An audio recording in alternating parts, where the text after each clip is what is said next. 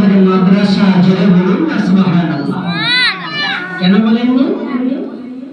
এই জায়গায় এসে বসলে কিছু ফেকার কথা শোনা যায়, আমল করা যায়, কিছু হাদিসের কথা শুনে আমল করা যায়, নামাজের কথা শুনে আমল করা যায়, জান্নাত ও জাহান্নামের কথা শুনে দিলটাকে নরম করা যায়। এটা হলো সেই মজলিস।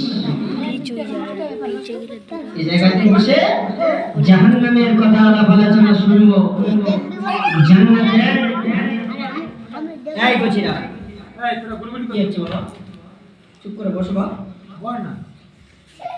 জান্নাতের কথা, সুখ শান্তির কথা শুনে জান্নাতের আশা করতে পারি, আল্লাহ পাকের দরবারে জান্নাতের আশার দাবিদার করতে পারি নাকি? পারা যায় নাকি? এটা হলো সেই সামনে দিন সেটা ভিডিও করলো। যারা এই মজলিসে এসে বসে, যারা এই মাহফিলে এসে বসে, তারাই হলো ভাগ্যবান, তারাই হলো ভাগ্যবান। যদি বলেন কেন?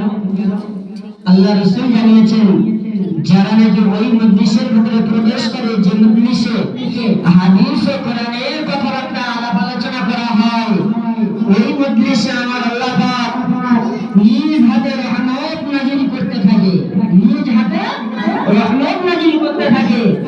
আর যারা ওই মজলিসে প্রবেশ করে, আমি রাসূলুল্লাহ জানিয়ে দিলাম, তারা জান্নাতি ফেরেশতাদের ডানার উপরে বসে থাকে। জোরে বলুন না সুবহানাল্লাহ। আজকে আমরা যে জায়গায় বসেছি, এটা হলো এক নম্বরে আল্লাহর ঘর, ইবাদতের জায়গা, তাই না? আল্লাহর ঘর, ইবাদতের জায়গা। আমার আল্লাহ পাক রব্বুল আলামিন বলছেন, যে জায়গাটায় আমি আল্লাহ আমার ইবাদত করা হয়, অর্থাৎ 5 ওয়াক্ত নামাজ আদা করা হয়, আমাদের ভাষায় আমরা বলে থাকি ওই জায়গাটা হলো আল্লাহর ঘর, মসজিদ। আল্লাহ রাসূল জানিয়েছেন, পৃথিবীতে সবচেয়ে শান্তিময় জায়গায় যদি থাকতে হয়, একমাত্র শুধুমাত্র মসজিদ, আল্লাহর ঘর। জোরে বলুন না সুবহানাল্লাহ। আজকে কিন্তু আমরা দুটি নিয়ামতের হকদার। আমরা যারা এই মজলিসে উপস্থিত হয়েছি, দুটি নিয়ামতের হকদার, দুটি নিয়ামতের হকদার। একটি হলো শান্তিদায়ক ঘর, শান্তির ঘরে প্রবেশ করতে পেরেছি, এটা আমাদের সৌভাগ্য নসিব।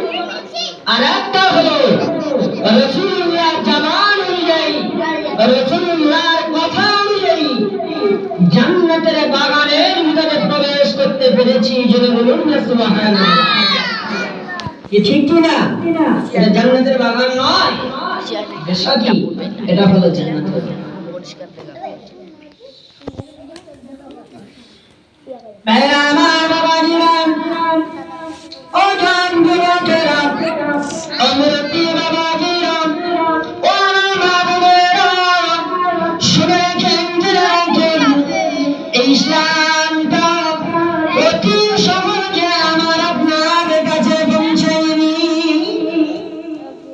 অতি সহজে পৌঁছেছে? মেহনত করতে হয়নি, কষ্ট করতে হয়নি, রক্ত ঝরাতে হয়নি, দান্দান মোবারক শহীদ করতে হয়নি, সাহাবা কিরামদের শহীদ হতে হয়নি। এত কষ্টের পরে, এত মেহনতের পরে আমার আপনার কাছে এই ইসলাম এসেছে। আজকে আমরা মুসলমান দাবিদার, আজকে নবীর উম্মত বলে দাবিদার, এই ইসলামটাকে কোরবানি করে দিচ্ছি, জবে করে দিচ্ছি। কি দিচ্ছি কিনা দিই না? আর তারা আল্লাহ রাসূলের সাহাবায়ে কেরাম এই ইসলামটাকে জিন্দা রাখার জন্য কাফের বেঈমানদের শরীর ও তরবারির নিচে নিজেদের গর্দানকে কেটে তারা শাহাদাত বরণ করেছেন, নিজের সন্তানদেরকে ঈদ বানিয়ে দিয়েছেন, আব্বা আম্মাকে সন্তান হারা করে দিয়েছে, বিবিকে বিধবা বানিয়ে দিয়েছে। এই ইসলামটাকে জিন্দা রাখার জন্য আজকে আমরা কপাল ফাটা মুসলমান এই ইসলামটাকে জড়ে করে দিচ্ছি, কুরবানি করে দিচ্ছি, শেষ করে দিচ্ছি।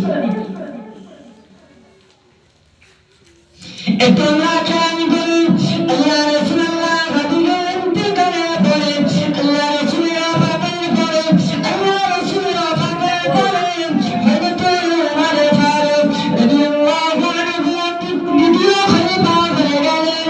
দ্বিতীয় খলিফা হয়ে যাওয়ার পরে তারা জামানা তারা খেলাফতের কালে আব্দুল্লাহ নামের একজন সাহাবী, ওই সাহাবী ওই স্বপ্নের যুগে আল্লাহ রাসূলকে দেখলেন।